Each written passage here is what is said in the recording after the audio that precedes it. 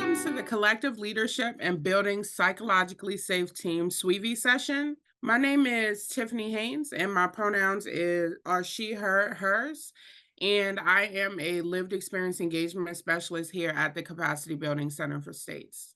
Hello, everyone. My name is Ishan Peterson. My pronouns are also she, her, hers, and I am the Racial Equity and Lived Expertise Lead at the Capacity Building Center for States. Welcome to our community. And here on the screen, you'll see Shanetta Stewart listed. She was our co-presenter yesterday, but also contributor to developing today's session. So I just wanted to take space to acknowledge her. So before we get started, I wanted to go ahead and give you all a moment to download the session worksheet. Our tech support will be dropping the worksheet in the chat. The worksheet can be used as a guide for you today in case that, looking at the chat or the screen is a little difficult for you. You can use it also to guide the discussion. The worksheet has reflection questions that we'll be discussing, resources and tips in that document.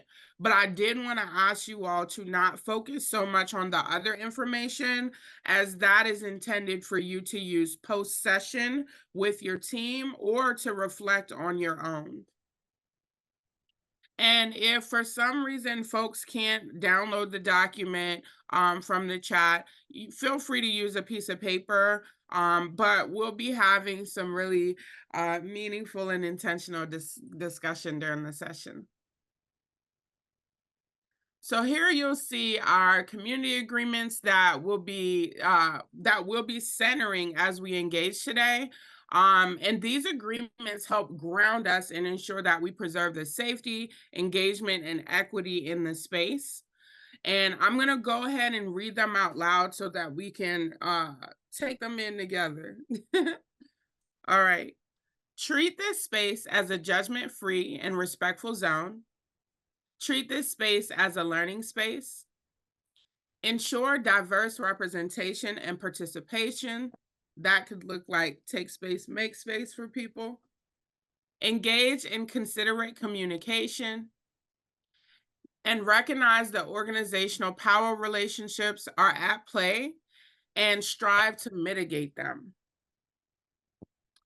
All right, so before we hop into the session, I do want to ask that folks be mindful to keep your mics on mute and your cameras off as we are presenting.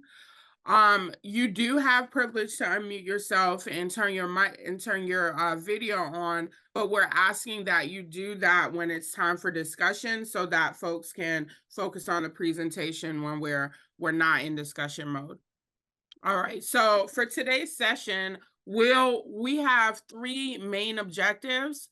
So during the session, we will collaborate with each other to strengthen one another's ability to foster psychological safety, bravery, cultivate resilience, and supportive work environments.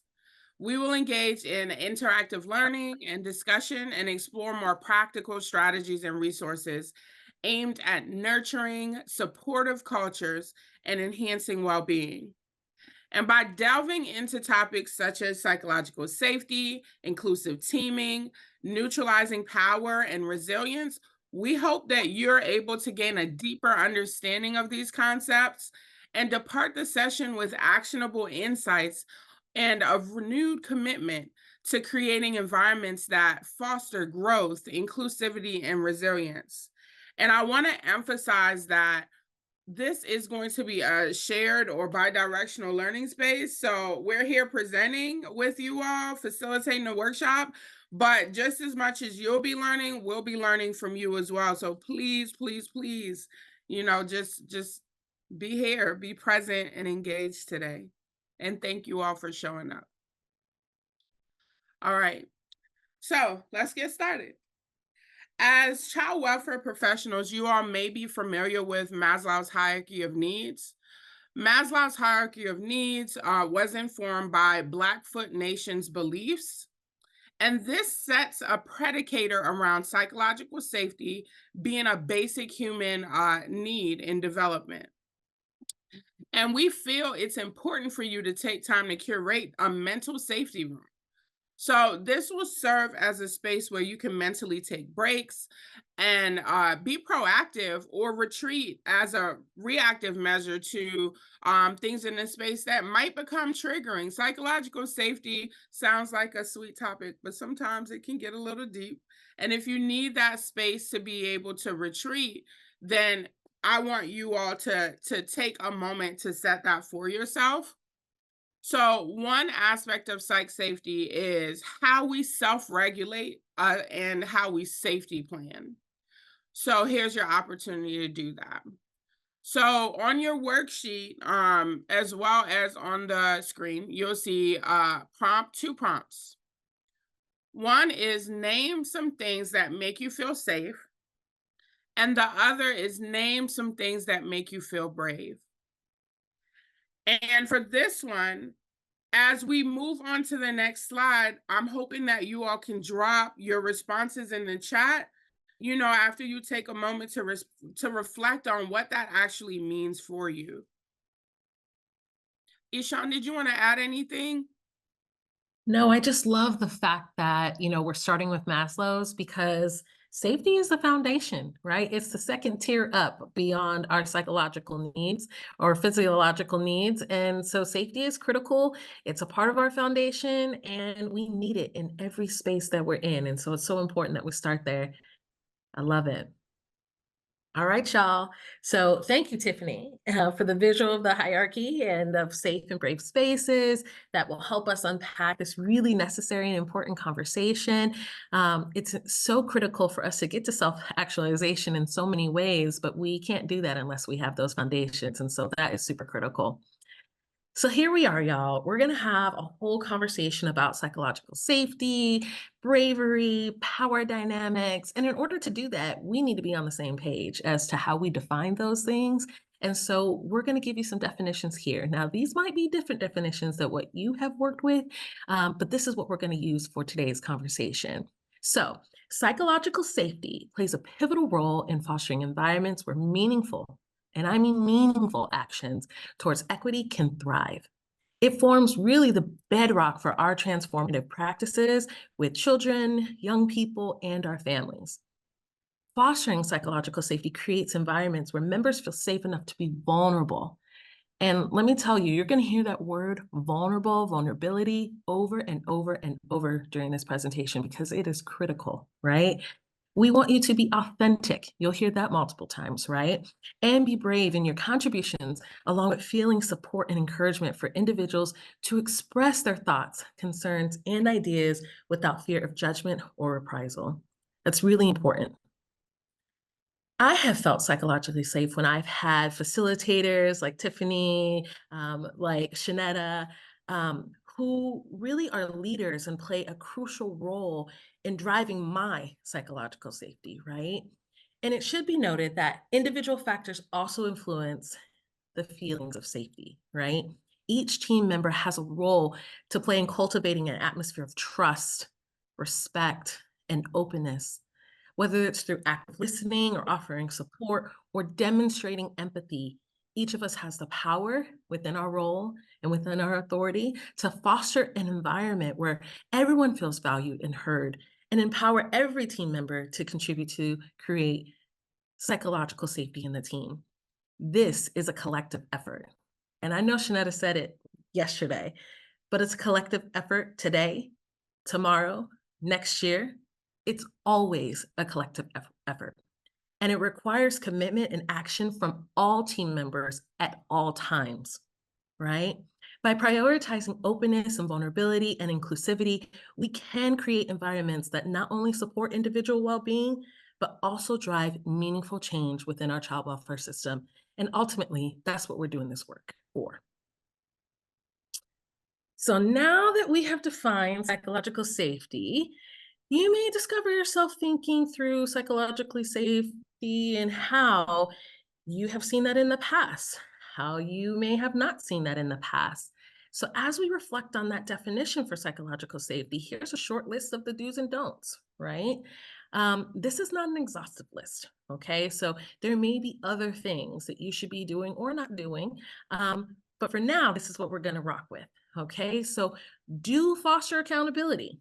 right? You want to really encourage open dialogue and mutual accountability for actions and outcomes. Accountability is crucial. Without accountability, all initiatives fail, right? You have to have it. It is the bedrock and the foundation of all things, right?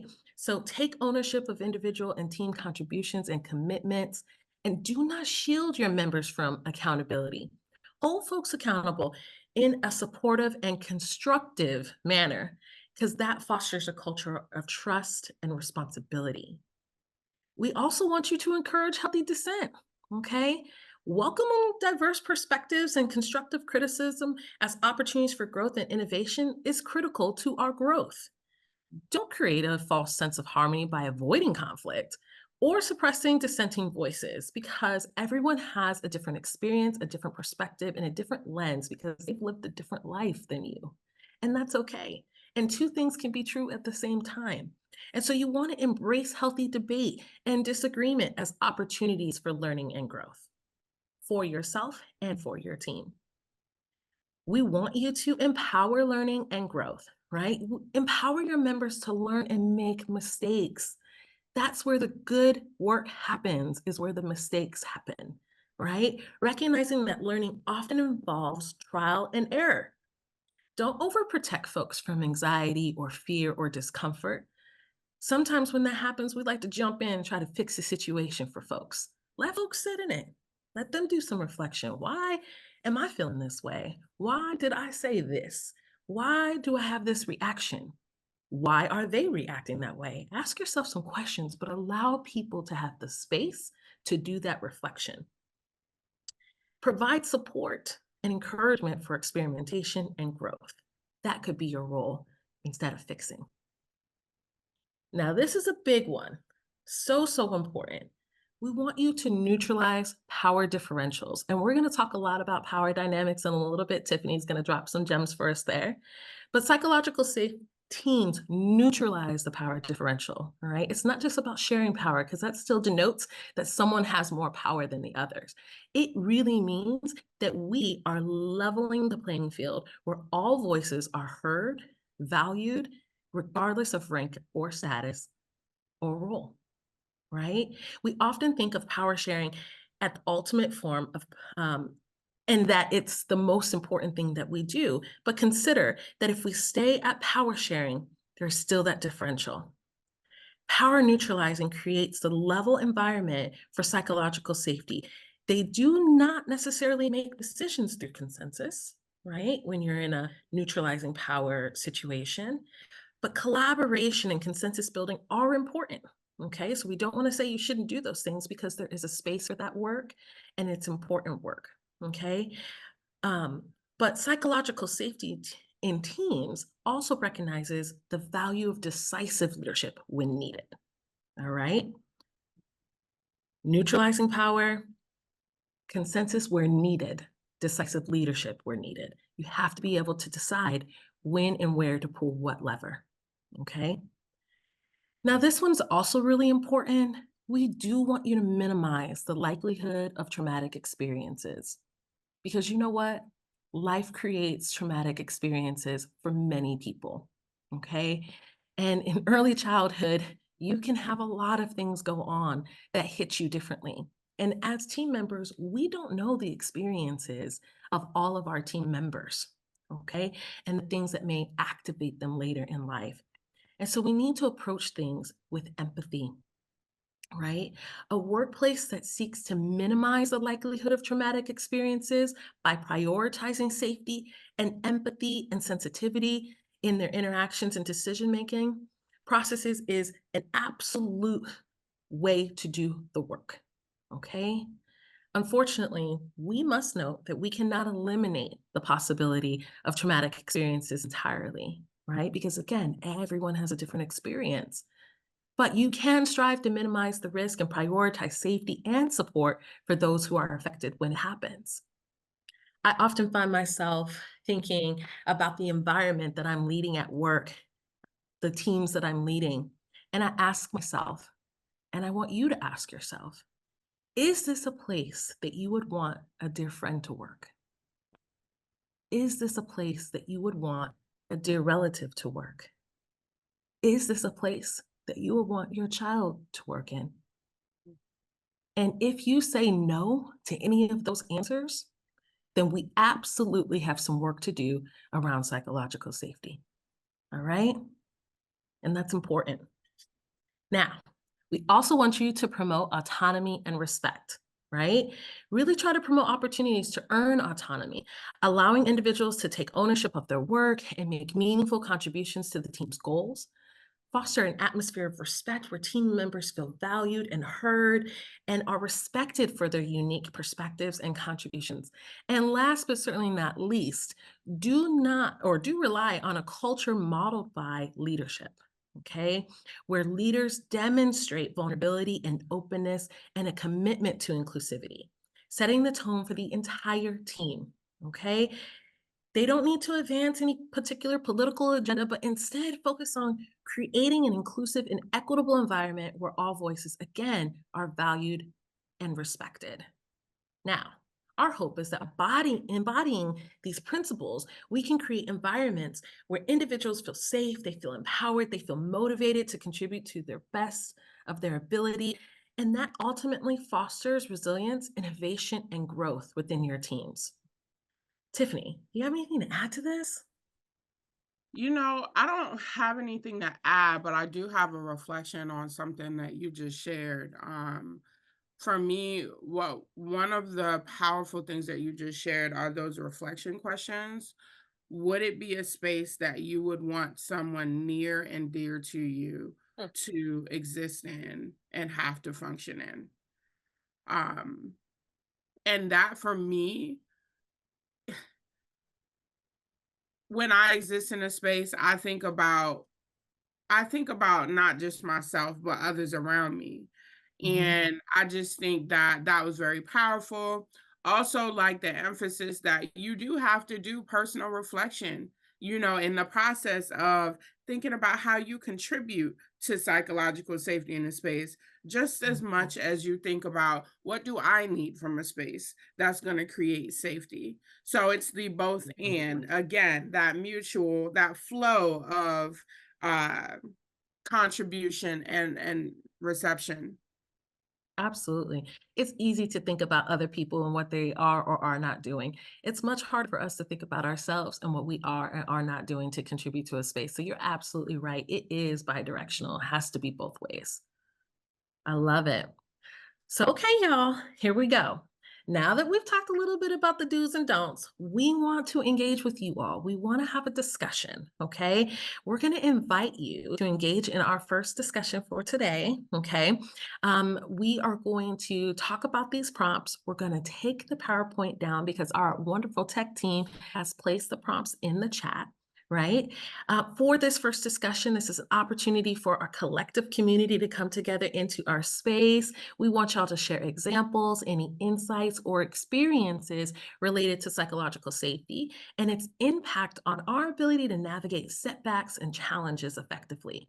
So please take a moment to reflect on the discussion prompts that you see and let's get going. All right. So, what are some of your behaviors or situations that you have observed or experienced yourself in the workplace that demonstrate psychological safety? And how does psychological safety contribute to your ability to bounce back from setbacks and challenges in the workplace? All right, I'm going to stop sharing. I invite you all to raise your hand so that we can call on you. Once we call on you, feel free to come on camera and share. You also have the opportunity to drop your feedback in the chat. All right.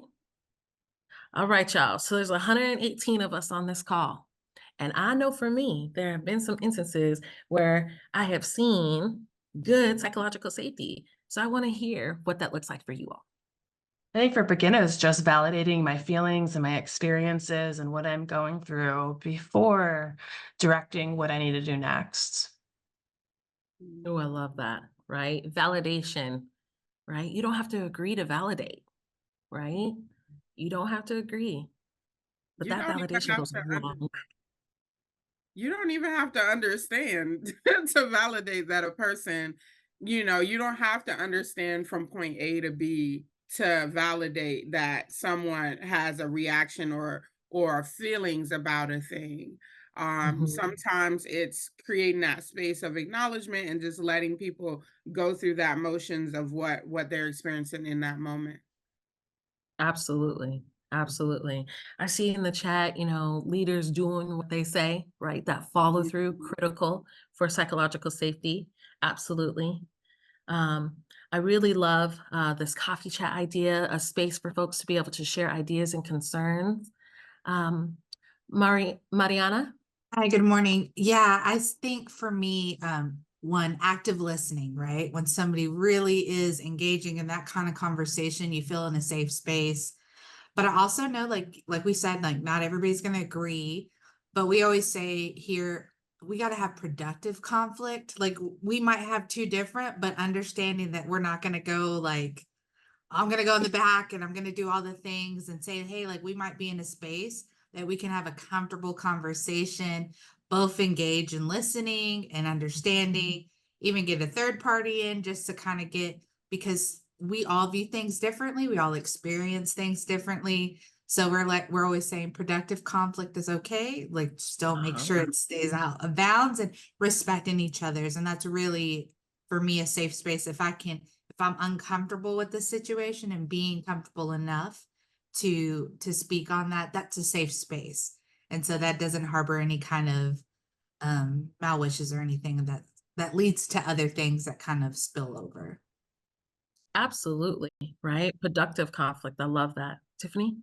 I saw something in the chat, making space for developing personal relationships and team building versus always being task oriented, and being open to creative out of the box ideas. Believe it or not, that's actually, in my perspective, DEI practice. How are we being inclusive? How are we being intentional about acknowledging each other's culture, noticing one another? How are we debunking white supremacy in the work that we do on a day to day? So I love that you named that, Rebecca. Kyle? Thanks. So I appreciate you both for creating a safe space here. The thing that stuck out to me was the contradiction or the kind of the distinction between a healthy dissent, but then also rather than false harmony. Because so many times, especially in child welfare, we're all like, oh, we're all on the same page. We're all a big happy family. We're doing this the right way. And yes, there's an element of that. And that could also fester if people start to disagree, but kind of clearing the air and saying, all right, let's kind of respect everybody's different opinion, and that's okay. To me, that was really powerful. So thanks. Kyle, you you lifted something. I was doing some research on empathy, and one of the things that was said is there's this presumed code of ethics that people who work in child welfare all exude and practice empathy, and we're all these really empathetic and understanding and great people. And reality is we have to work to that.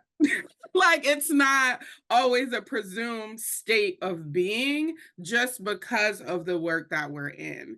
And so I love that you named what you just named. And I think hopefully that will allow people to be more intentional instead of operating in autopilot and based off of presumptions. Absolutely. I just want to elevate a couple more things I saw in the chat. Now, listen, I hope that y'all are taking the opportunity to copy and paste right in your OneNote, right on your piece of paper, because there are gems being dropped, there are strategies being dropped. And so please feel free to take those with you outside of this space, right? But two things I want to note before we move on. Erin mentioned setting up a space that is calm with no distractions. I know in an agency I ran prior to this, we had a meditation room, a calm room, right? So what does your space look like? And if you can't create a space like that, what does the environment look like, right? And then for yourselves, what does your desk look like? What does your office look like? Right? That calm space can really help folks feel safer in their environments. And the last thing I want to highlight is Karen mentioned leadership opportunities regardless of title. Leadership is not what you do, it's who you are. And so that's really important, right? It's not your title, it's who you are and how you show up, not what you do as job. Okay. All right, y'all. I'm going to get back to sharing the screen. Lots of amazing strategies in the chat. All right, hopefully back to sharing the screen here. All right. All right. So thank you, Ishan. Great job laying the framework for what psychological safety looks like, what it is, and what it isn't. And thank you all so much for participating in that discussion. It was a lot of very insightful and fruitful information being shared. So now let's delve into the concepts of safe spaces and brave spaces and their interconnectedness in fostering resilience within the child welfare workforce. These two types of spaces complement each other and have a combined impact on promoting a supportive and empowering environment for those working in child welfare. And I'll start by defining what safe and brave spaces are, well, defining characteristics of what it is, and their significance in the context of what we're talking about today. So, safe spaces prioritize emotional and physical safety, fostering a sense of security and trust amongst participants. In contrast, brave spaces encourage discomfort and vulnerability, pushing individuals to confront difficult truths and engage in courageous conversations about social issues. There you go. Healthy dissent. Moving into uncomfortability, and debunking the idea that uncomfortability means that you are not safe.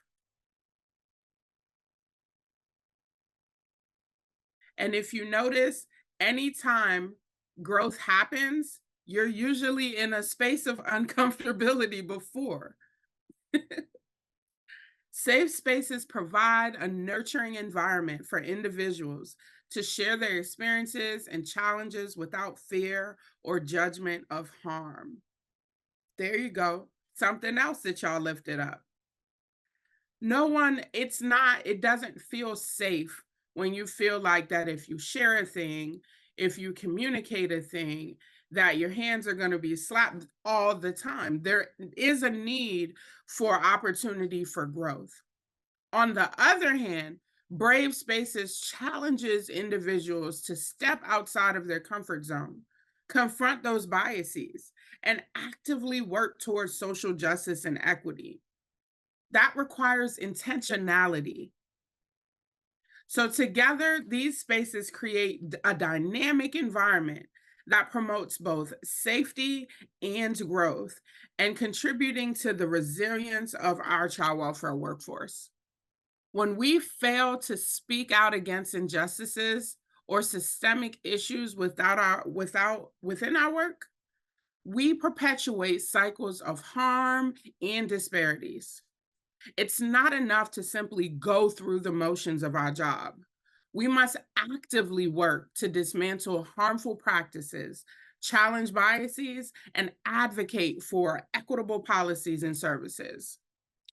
Bravery is a critical virtue within the realm of child welfare, where the stakes are incredibly high for vulnerable youth and families, particularly those of color and those most impacted by our child welfare system and our workforce. As Lavie Aya Jones astutely notes, many people associate consequences with speaking up or taking a stand.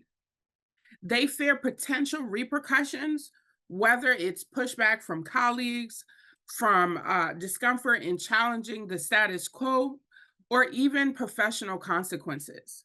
However, it is crucial to recognize that the ultimate harm lies in the impact on youth and families.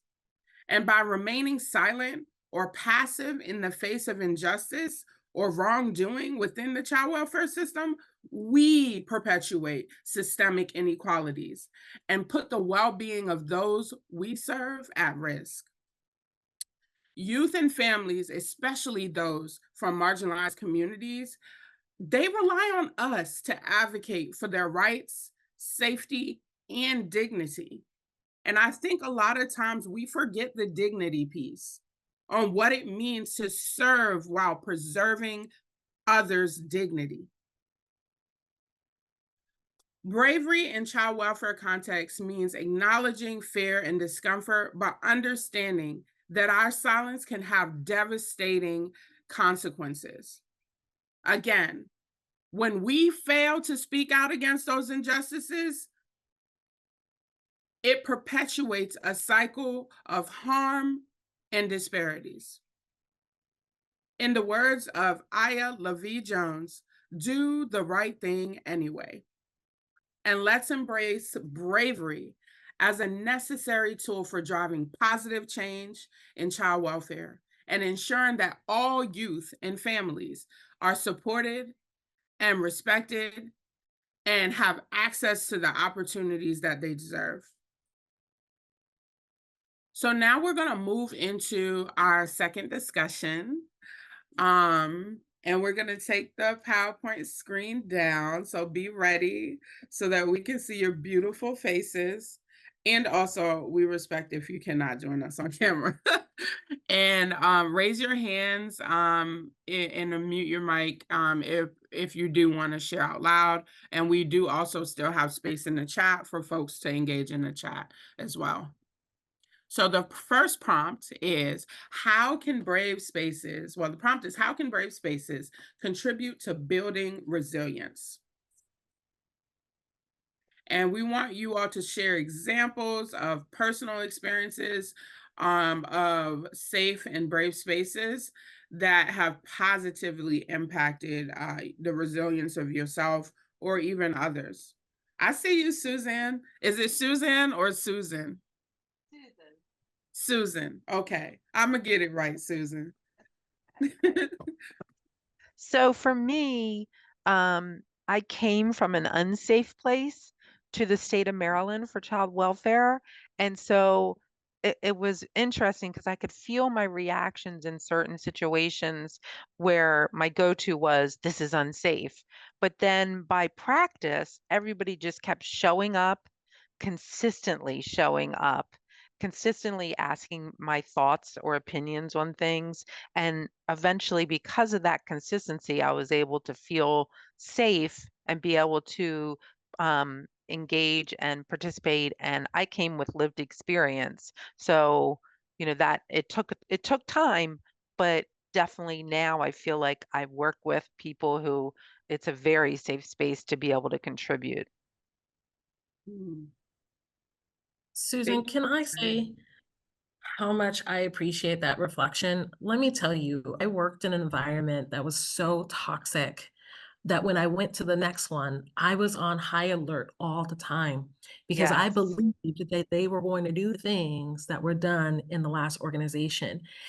And so your comment makes me reflect on how I had to check myself, right?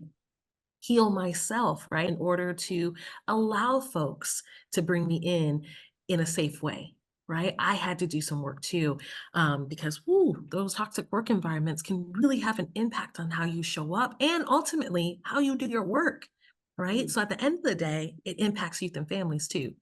So I just really love that reflection about how important it was to be in that new environment. You're welcome. Thank you. Does anyone else want to share? The chat is slow, so that must mean folks want to talk. No. So, Aaron, I see you drop something in the chat. Did you want to unmute, or would you like for me to lift up what you just shared? So we have young lived expertise leaders have been the ones that have created the brave spaces that have helped me grow the most and prepared me to have difficult conversations that I have needed to have. I am stronger, wiser, and more resilient because of it. Thank you so much, Aaron, for lifting the power of integrating lived expertise in the workforce and how they can have meaningful impact beyond just sharing their stories. Thank you.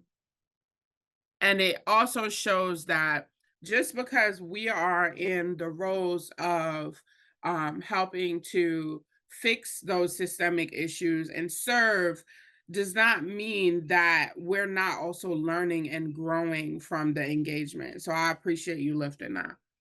We have some other folks. Did anyone else want to share anything out loud?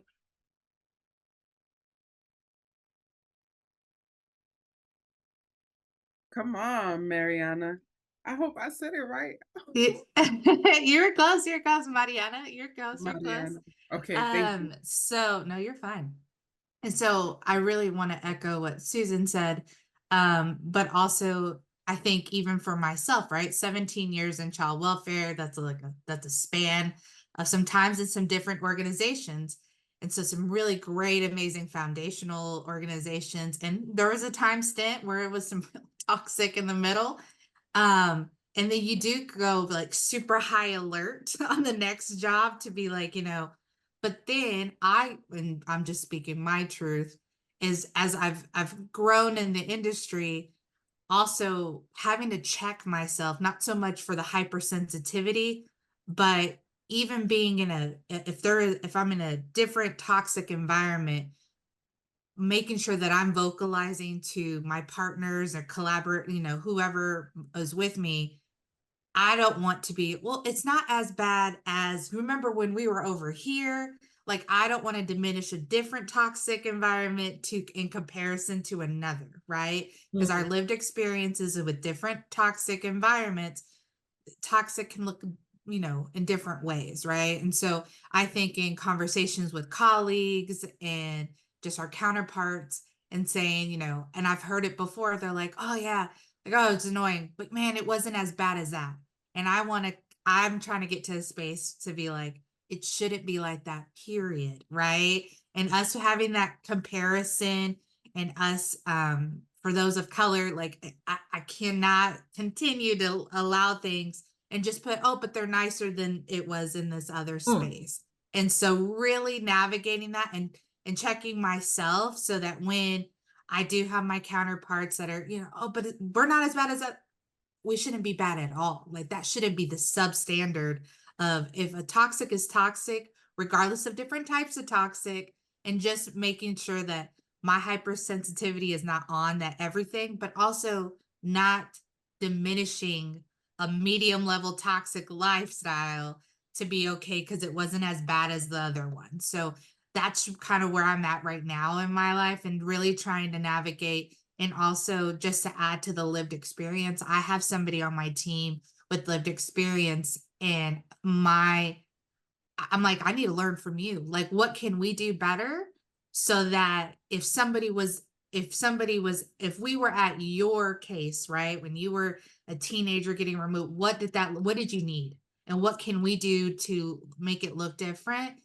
And really trying to highlight lived experiences. So I just wanted to highlight those two things. I think, thank you for sharing that. It really did increase me, because I think for us, sometimes in child welfare, it can be, like Kyle said earlier, like, harmonious and hearts, like it's not all the time, and just addressing things that need to be addressed, of course, in a polite way, but also just not accepting those things just because it's not as toxic as the previous place that you were at. Thank you, Mariana.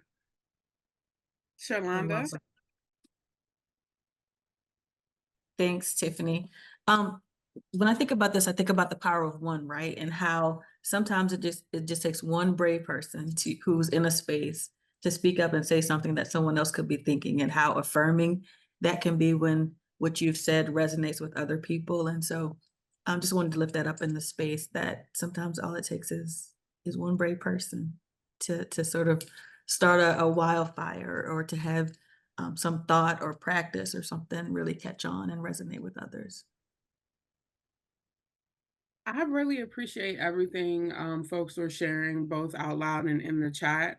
And I think for me, one thing that I started to think more about as you all were speaking was how important it is to notice ourselves, what we are feeling, how we are responding to the moment, how we are engaging, the power of self-reflection and self-awareness in the process of creating safe spaces and brave spaces.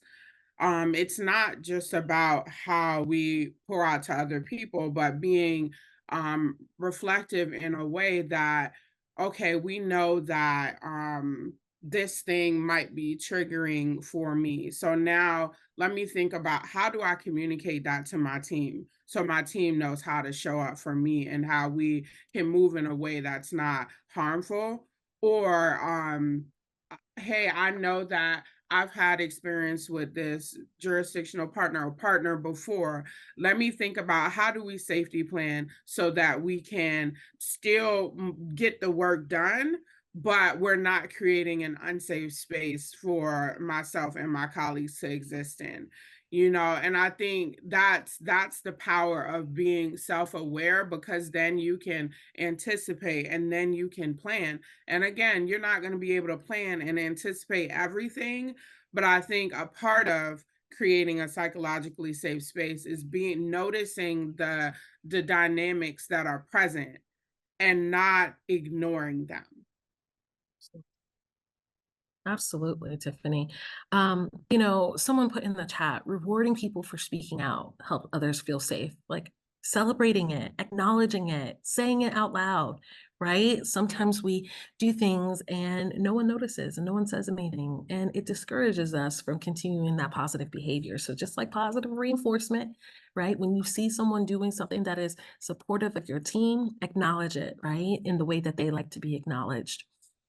And then the last thing, Katie put in the chat, any advice about how to identify psychological safe workplaces during interviews? Shalon put a great response in there. I'm telling you, the time in an interview for you to assess psychological safety is when you get to ask questions, right? You can assess a little bit of it by the way they ask you questions and what questions they ask, but really take time to craft questions in your interview that will give you some of that insight, right?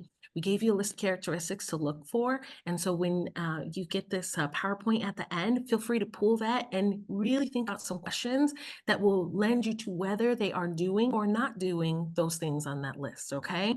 But really take the time to ask those questions. If anybody else has feedback for Katie as to questions that she could ask, please feel free to drop it in the chat. Yeah. All right, I'm going to share the screen again.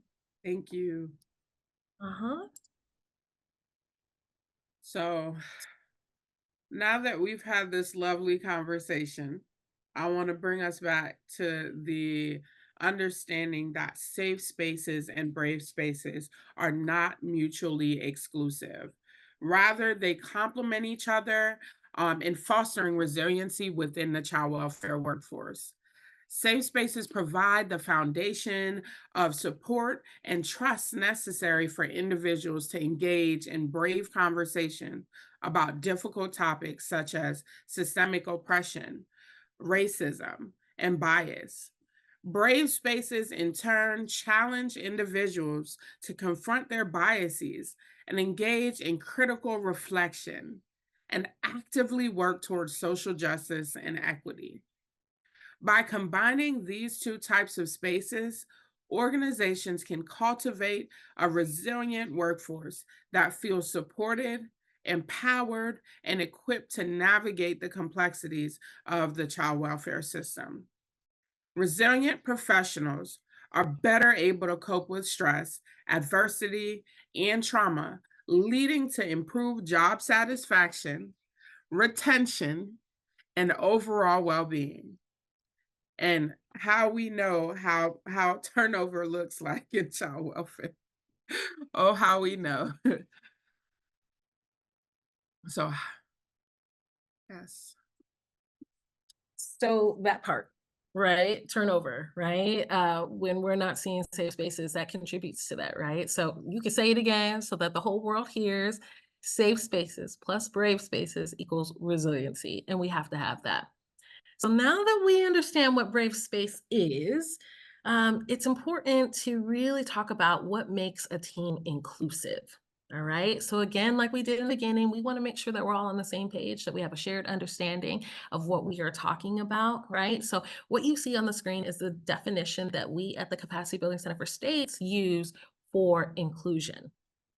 Okay, this refers to people with different backgrounds feeling welcomed and valued, and encompasses the process of working towards this state, right? Towards the state of inclusivity. what makes a team inclusive? Well, first and foremost, depends on the needs, the characteristics, and the context of that specific team. So it's also really important and critical to not just use a working definition, but to really ensure that your team, one, contributes to that definition, right? They're saying what they consider an inclusive team to mean, and that you're operationalizing that, okay? So let's lean in, and feel free to write some characteristics on your piece of paper again in your OneNote. But here are some characteristics, and hopefully this will help Katie as well, of an inclusive team, right? Really look at this list. It again is non-exhaustive, right? So there are additional things that could be on here. But these are some of the characteristics that can help create safe spaces where everyone can feel comfortable participating, sharing leadership, neutralizing leadership, acknowledging and celebrating differences, facilitating an awareness of biases, and consistently reevaluating how the team can better work towards an inclusive environment, right? These are just some of the characteristics that we can see, okay? So what's really important, right, is to understand that an inclusive team thrives in a safe environment, okay? Psychological safety is rooted in inclusion safety, right? I think we all have heard, or many of us have heard about, safety science. I know when I used to work in a hospital environment prior to going into social work in this wonderful industry that we're in, I worked in a hospital. And safety science said that every time you go into a patient's room, you need to sanitize your hand. And every time you walk out of a patient's room, you need to sanitize your hand. And because it was socialized, it was messaged, and no one got in major trouble when you did it wrong. When you walked out of the room and forgot to sanitize your hand, someone would just say, hey, wash your hands, right? There was no like fear that, you're going to get written up, because it was just a part of the culture, right? Anyone could say something to each other, and no one felt disrespected or devalued or any of those things by someone just saying, hey, just remember to wash your hands. That's safety science, right? So inclusion safety is what this is rooted in, okay? Where team members feel genuinely welcomed and valued. Inclusion is more than tolerance, all right? We're not asking you to tolerate people. We're asking you to go a step further. It means inviting others into the team without fear of rejection or humiliation, really trying to enhance the confidence and resilience of each other, right? This involves treating all team members as equals, recognizing that everyone's expertise is valuable and complementary, right? And different is good, right? Because again, we all have a different experience and perspective, and we may be able to open ourselves up when someone is sharing something different from us. Now, it is not just about psychological safety, right? It is also about physical safety, right? So I mentioned earlier about having calm spaces, right? It is equally important to ensure that everyone's equipment works properly, and that they have all had equal training opportunities, right? That their environment is conducive to doing the work, right? You want to support basic needs like eating, right? I don't know how many times folks say to me that they haven't eaten all day, right? That's critical to fuel your body, okay? So that you can do the important work that you're doing, right? And I don't know about you, but I get hangry, okay? And that will impact the way that I show up at work. And so eat, take breaks, move around, move your body, right? A lot of us do remote work, so stand up, right? Invest in standing desk if you can, right? Really take those opportunities to get some fresh air, right? These are all pieces of self-care, and it's also important for your employer, right? For your colleagues, your team, to be encouraging this of each other, all right? And most importantly, set clear boundaries, right? For virtual work, respecting different time zones and communication preferences, okay? Depending on the type of work you do and where you do it. Supporting lived experiences is also crucial. You don't want to obligate team members with lived experience to share their personal experiences with you. You don't have rights to that just because they're a person with lived experience and they're working in this environment, right? They get to share what they want to share when they want to share it. So you don't get the right to say, you have to disclose, right? People with lived experience can inform their work without disclosure, right? But you want to stay connected, right? To prevent isolation through communities of practice, mentorship programs, and informal check-ins with folks with lived experience, particularly in this work. It can be challenging to have lived experience in the child welfare system and experience working in it at the same time. It's essential to inform all employees about how to seek support and ensure that they have a go-to person for that assistance. Understand that psychological safety can be misused, right? Discomfort doesn't always mean a lack of safety, and growth happens in discomfort, right? And Tiffany said that earlier. Last, accountability is crucial for a safe environment. We've talked about this earlier. It was the first thing that we said. We're going to repeat it here. Accountability is crucial for a safe environment. It is built on communication, safety planning, and setting group norms and values. You need a plan for safety and accountability. Say that again, you have to plan for safety and accountability by asking key questions about recognizing safety, addressing violations, right? And cultivating safe practices. You want to reinforce positive behavior with bidirectional feedback. You have to be able to give feedback and you have to be able to receive feedback. That's critical, right? You want to be able to do kudos, right? Elevate and uplift your colleagues and acknowledge folks. And finally, let's reflect on these points and how to implement them. I would love to see folks drop things in the chat around these practices and what has fostered accountability or proactive safety planning for you in the chat. And Ishan, I right. want to lift something you just shared. Accountability. When we hear accountability, sometimes you can have a reflex response like afraid, a fear, like, ooh, something bad. As Ishan just mentioned, accountability is not just the negative pieces. It's not just negativity. It isn't negativity. It's checks and balances, but it's also, hey, let me acknowledge you for the good things that you're doing too. Yeah. So there's that positive reinforcement and then that accountability piece of, hey, this is the expectation in the space, but how do we meet each other there? How do we meet each other there so that we can have this in the space? What's working? What's not working? And having that conversation. It's part of CQI. How are we holding ourselves accountable? It's literally the nature of our work. So don't be afraid of accountability. Look at accountability as an opportunity to improve. Absolutely. Take it a step further. Ensure that you have a framework for feedback, right? Not everybody understands what feedback means, how to give it, what's crucial, right? And have a framework for having those crucial conversations and train your team members, your staff members in that feedback framework and a crucial conversation framework so that you are able to engage in those conversations, right? If you're asking for feedback, be specific, right? About what feedback you actually need and want, right? So important. Thank you, Tiffany, for those additional pieces on accountability. It's critical.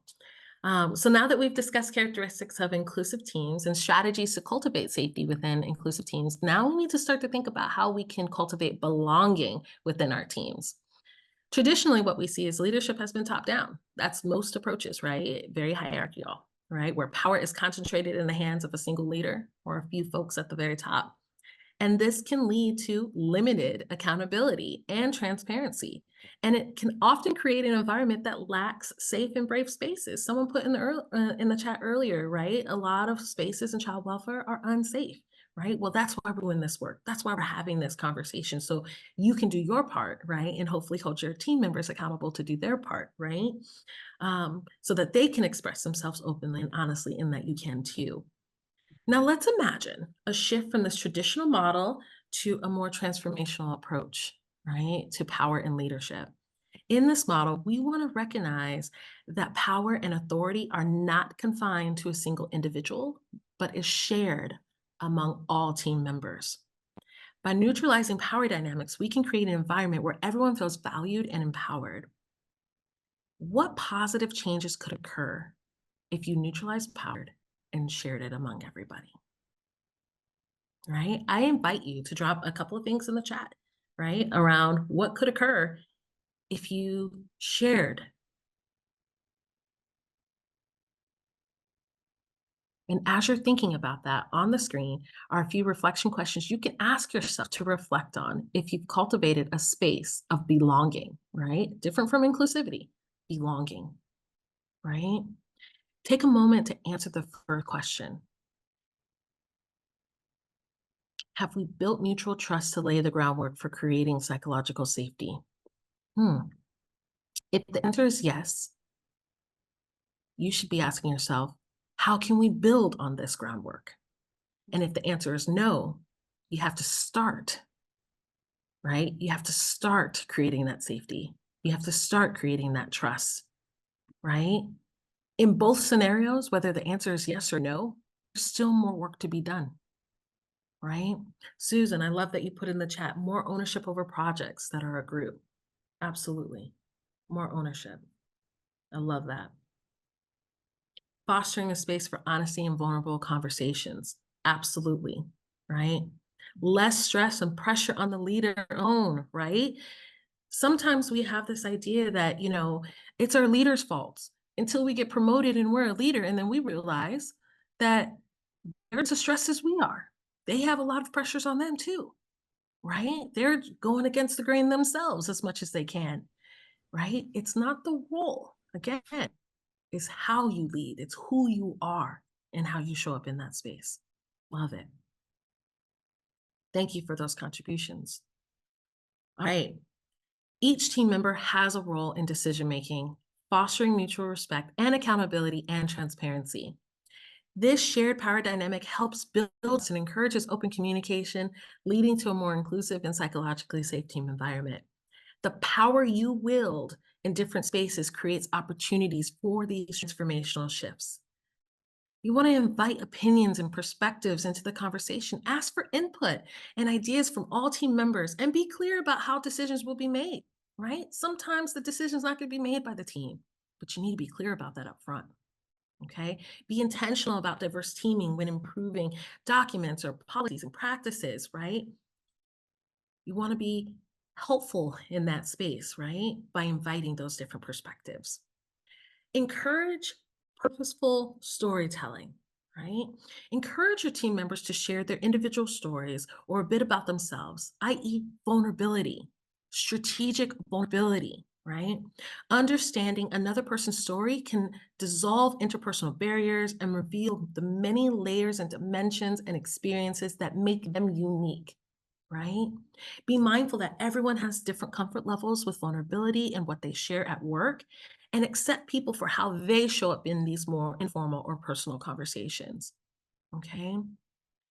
As a team member, you can help build trusting relationships by considering setting up a formal or informal mentoring program, initiate coffee chats, someone put that in the chat earlier, with team members, participate in communities of practice, or host open office hours for connection, right?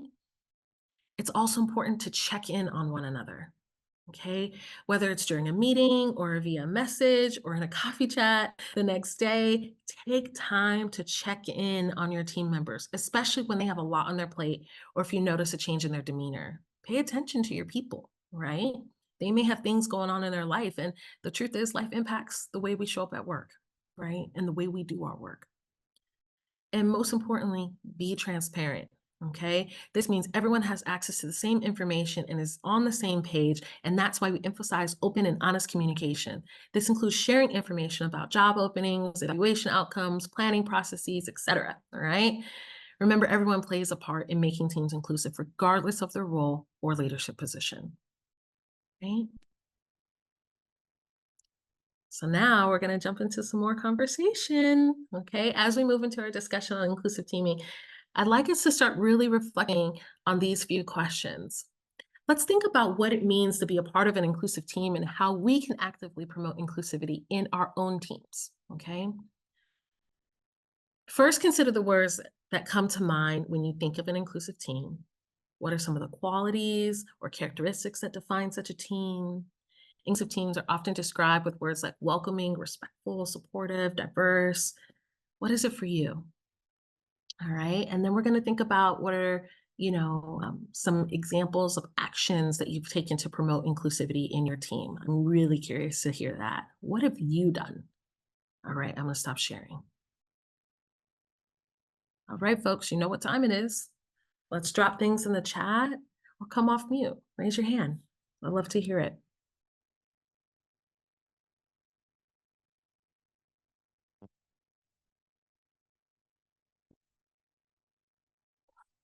Tiffany, as people are thinking, reflecting on these prompts, are there any actions that you've taken to promote inclusivity in your team?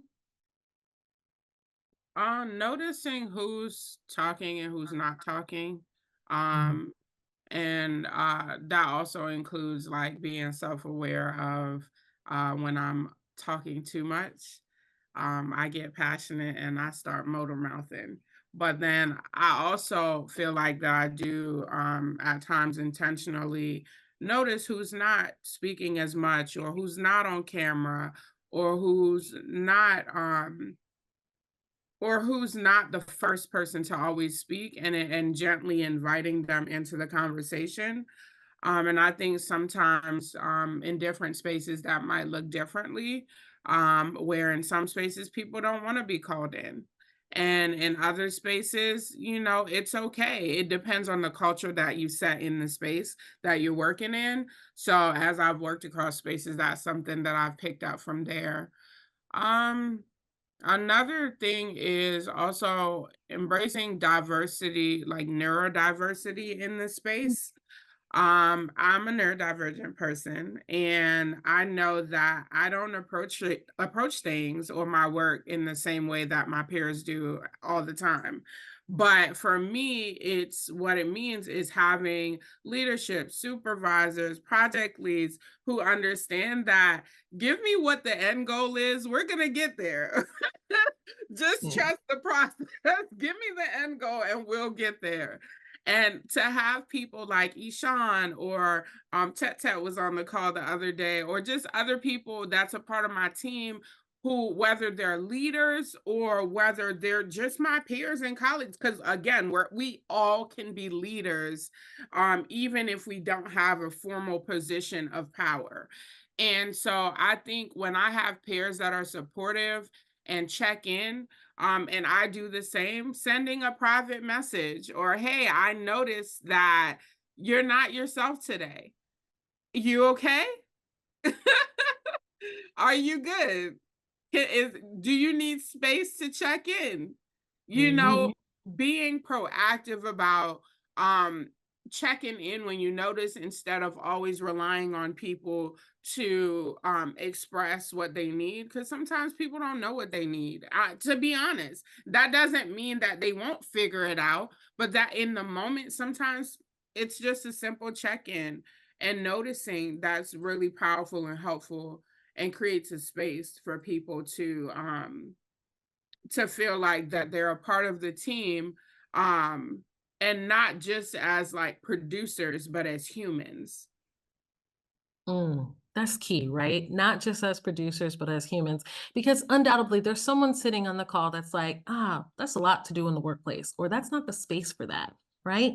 Well, that might be not be the space that you feel like you have to show up in that way, but that doesn't mean that's not the needs of other people, right? And it costs us nothing to be human first, right? It costs us nothing to check on somebody. It costs us nothing to be kind, right? To say, okay, I notice you're showing up differently, right? What can I do for you? What do you need in this moment? What can I take off of your plate? How can I help you? All right. Or do you need me to not even ask about solutions? Do you need me to just listen? Right? Being really clear about that. Folks are really dropping some great gems in the chat here about shared responsibility, roundtable discussions, really understanding and knowing the personality of each team member. And then it looks like Tashi put something about doing team building activities and getting outside of the work, how critical that is. I mean, we talked earlier about thinking and assuming that we all have the same level of empathy. We're all doing this work the same. But again, because we're all different, if we don't take the time to get to know each other and what that means for us, what are our values, how we show up to the work, we're not going to really be able to practice in the same way. We're not going to know that on a deeper level, right? And so that's really important to understand and spend time being community with our team members, right? Prioritizing that because that is also a part of the work, right? And then also make sure that if you're doing team building activities, make sure you're doing things that are inclusive, right? Consider what type of team activity that you're doing, the accessibility of those team activities, right? Are you doing things that involve alcohol and there's someone that doesn't drink for whatever reasons, right? Just be really conscious, right, of who is on your team and what they may need, and really craft team building activities around what will meet the needs of the entire team, right? And if that means y'all can't go to the bowling place that also has the bar, then you got to figure out something else, right? To support all of your team members, right? Because that's what's really important. That's what makes it a space of belonging and inclusivity. Ishan, you said two things that I would love for you to kind of speak to. One, Mhm. you talked about kindness, and I want you to differentiate the difference between kindness and niceness. Um, so I'm going to start there. Sure. So being nice to me sometimes means placating. It sometimes means protecting and fixing, right? You don't want to hurt people, so you got to be nice, right? But being kind to me means being honest. It means being direct. It means helping people along the journey with transparency, right? And so for me, being kind is allowing people the space to learn and grow, to fall, and not be cruel about it, right? Being constructive about the feedback that you're giving them. That's kind, right? When you're being nice, often, I don't know about you, but when you're being nice, sometimes it feels forced, right? Oh, I don't really want to hurt their feelings. So let me just say it this way. But maybe I'm beating around the bush. I'm not really saying the direct thing that needs to be said that may help them grow, may help them do some deeper self-reflection. And so that's what I think about niceness and kindness. I'm curious as to what you think. Ishan, I think the big distinction that I'm hearing is niceness as being an act of tolerance Mm, versus kindness as being an act of intentionality and love. And yes, we do human services work, and I do feel like that love is embedded in the work that we do. absolutely. Mm. Absolutely. I love that. Tolerance versus love that we're giving. Rebecca put something great in the chat about using personality style assessments to better understand how people show up in their work.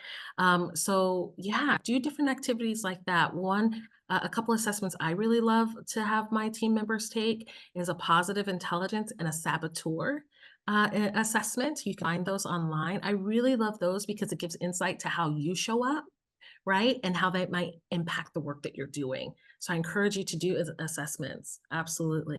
All right, y'all. I'm going to get back to sharing the screen, but continue to drop the gems in the chat. Please, please, please be copy and pasting these if you haven't thus far. All right, here we go. Thank you so much for the rich discussion, Tiffany, and for those contributing in the chat. I know one I dropped, I said Berkshire. I think it's the Berkman assessment instead of Berkshire. I always mess it up. And then Ishan mentioned a few if you're able to drop those in the chat while I work on this. So as we're talking about inclusive teaming, it's also important to recognize power and group dynamics. So we do always have to assume that there is some type of power and group dynamic present when we're in space with other people. And so we're going to go ahead and touch on a few of those techniques for equalizing the power and group dynamics in spaces. First, let's talk about group agreements. If you all notice, we came into the meeting setting the stage for how we hope to engage with each other as we share space with one another. And what that did is it not only created a set of guidelines, but it was really equity focused. It really centered being able to foster a space that was inclusive, is equitable, does celebrate diversity in voices and in representation in discussion. So we use these agreements to share power and build a culture of collaboration. So I want to remind everyone that each person is accountable for and brave enough to intervene when agreements are not followed. So it's okay to call people in, as Aaron mentioned in the chat. There's nothing wrong with that. Do it in a kind way. Be intentional. Be cautious with agreements like trust one another or assume good intentions, as what it might do is dismiss the previous experiences that people may have, and it's not as easy for some as it is for others to come in assuming that someone won't create harm. And that's where that trust building happens. That's where you're intentional about the relationship and trust building. When you're thinking about teaming dynamics, how are you pouring in and investing in that as much as you are investing in the technical skills and abilities of your team? Because trust can be fostered through knowing that my peer has the skills to do the thing, but trust is also fostered by a person being consistent, a person being reliable, a space being consistent, reliable, transparent, different characteristics of healthy teaming dynamics. The next is being intentional about diversity. It's crucial to ensure that you have diverse representation in discussions, thinking about who's not in the space right now, who's not contributing to this conversation. That doesn't mean that there's going to always be everyone in the meeting, but how are we creating other spaces for people to contribute to the efforts that we're using, the conversations that we're having, the tools that we're developing, the system change work that we're doing? How are we incorporating diverse voices, including lived experience voices? And how are we centering those? And so it's vital for us to ensure that we're not only considering racial diversity, cultural diversity, age, or gender, and heck, not just even professional backgrounds. It's also considering neurodiversity and breaking away from those neuronorm expectations when we're collaborating together, assessing where your team is at, and not just creating expectations, not considering the people that you have in front of you. Providing useful information and context is another key technique. Creating shared language. So this is my little plug, like a State Farm commercial. We have a shared language DEI document, terms and definitions document on the center's website. It's also on the worksheet that we gave you all as an example for what it looks like to create shared language around a specific topic area, so that as you're going into conversations and discussion, that you all have that same baseline knowledge and understanding. And it also is helpful for when you're having new people enter into your teams and spaces, for them to also have that shared baseline knowledge and understanding.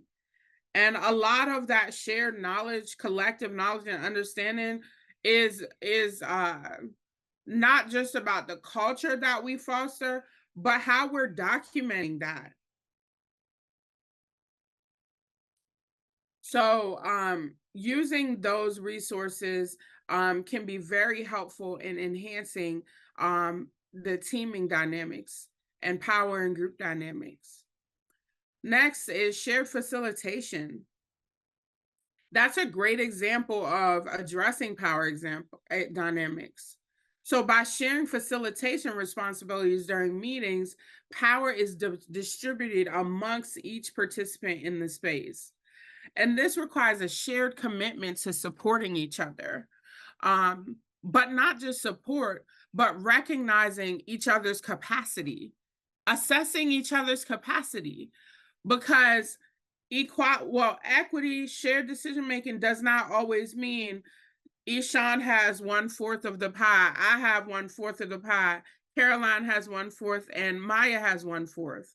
What that means is sometimes Ishan might be able to bring 2/4, and I might be able to bring 2/4.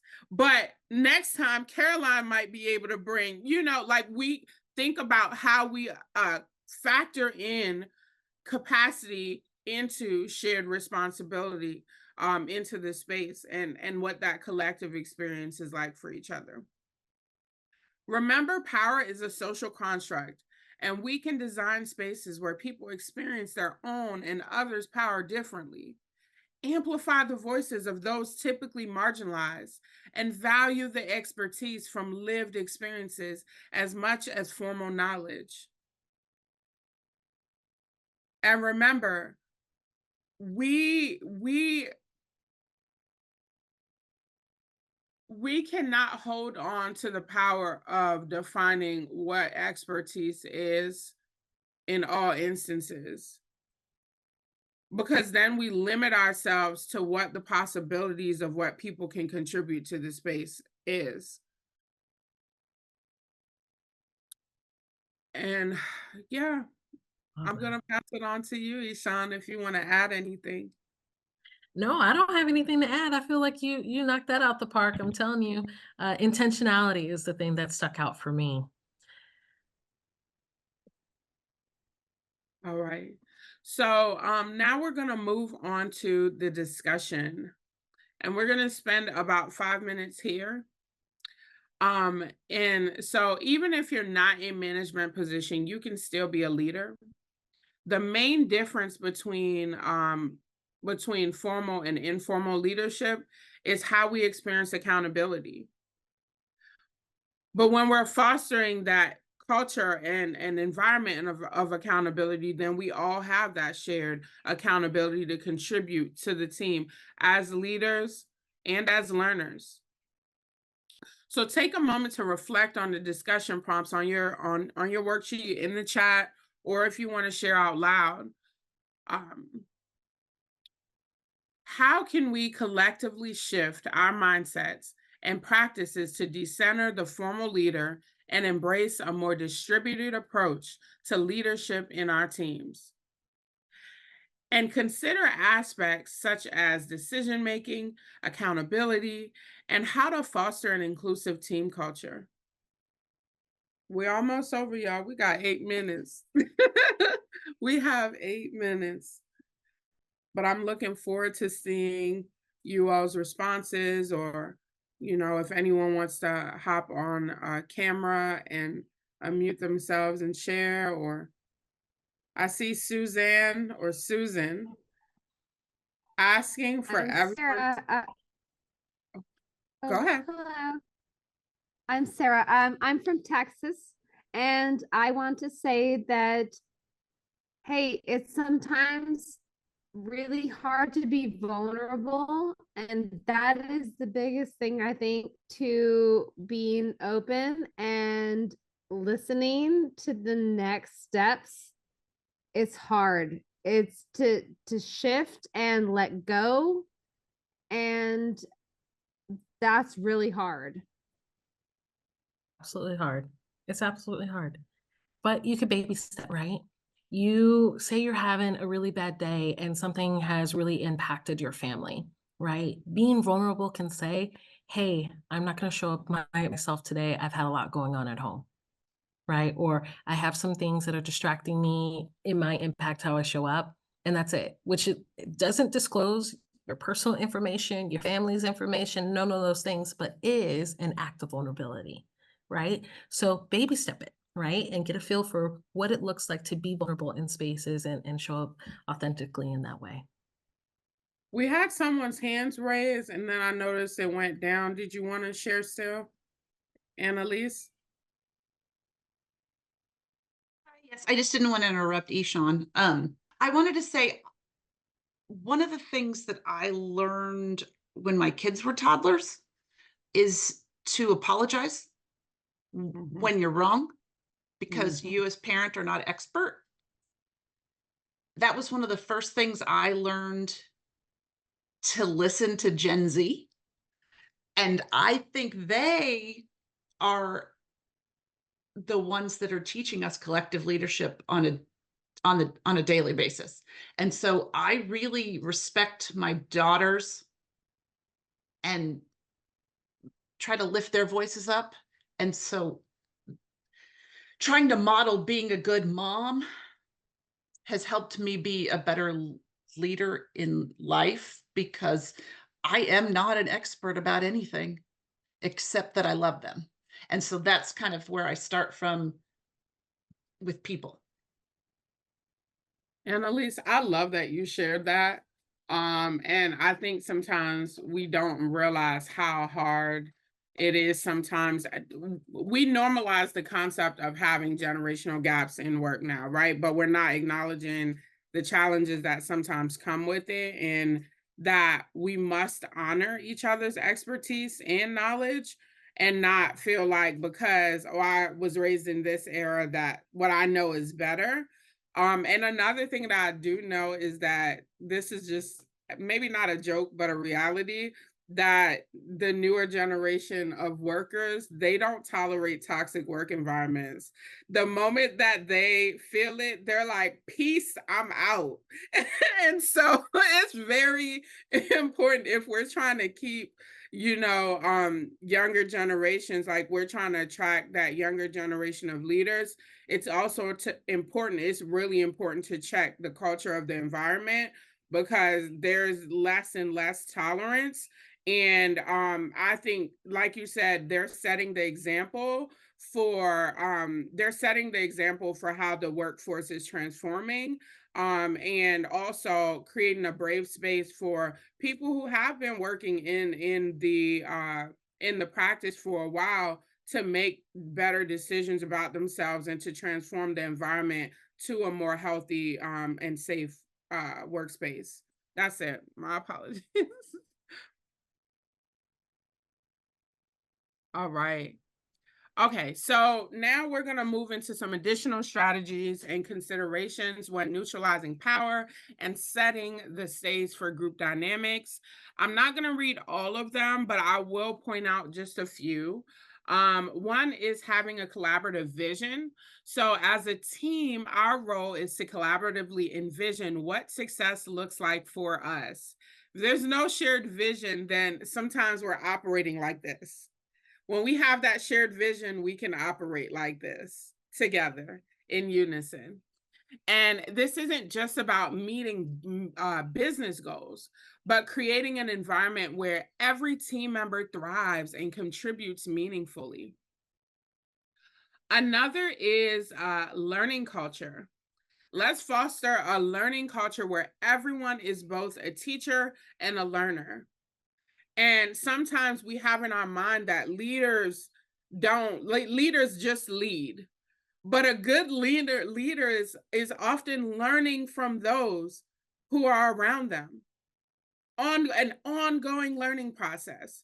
So just remember that with leadership comes responsibility, with responsibility comes learning, and vice versa. So our collective growth contributes to the team's adaptability and resilience, and each team member plays a role in our continuous improvement. And the last thing that I want to lift up is wellness and support. So taking care of one another is a shared responsibility, collective care. And our role includes supporting each other's well-being so that folks can move into self-care and foster a positive work environment, and ensuring that every team member feels supported in their professional journey. So that eloquently moves us onto the self-care piece in our work. So oftentimes working in child welfare, we experience compassion fatigue, burnout, secondary trauma and stress, and racial trauma, because it's my apologies, because it's deeply embedded in our practice. And self-care is a tool that can be used as a way to be proactive and responsive to the impact of working in child welfare practice. Psychologically safe teams encourage and promote individual well-being alongside collective wellness, and it extends beyond merely addressing professional stressors. So some goals are taking care of your physical and psychological health, managing and reducing stress, honoring emotional and spiritual needs, and fostering and sustaining relationships. And lastly, achieving an equilibrium across one's personal, school, and work life. So here we have a bonus activity that you can use with your team. And that is, it's an opportunity to reflect on what self-care looks like in the space. You can do it as an individual, or you can have a conversation with your team about this so that you can set a culture where you all honor self-care and collective care in your workspace. So now we're going to move. Alrighty. Oh, Yeah, so we are now out of time. So I just want to encourage you all to look at the resources that we have for you in the worksheet. And this is your call to action, right? Do one thing. We challenge you, we invite you to do one thing tomorrow that is going to make your teams more inclusive, right? Do some planning, use your worksheet, and use the resources. We appreciate your time. Thank you so much, everybody. yes. And the worksheet is in the chat, and you can find it also in the resource hub along with the PowerPoint. And both the PowerPoint and the worksheet has resources listed.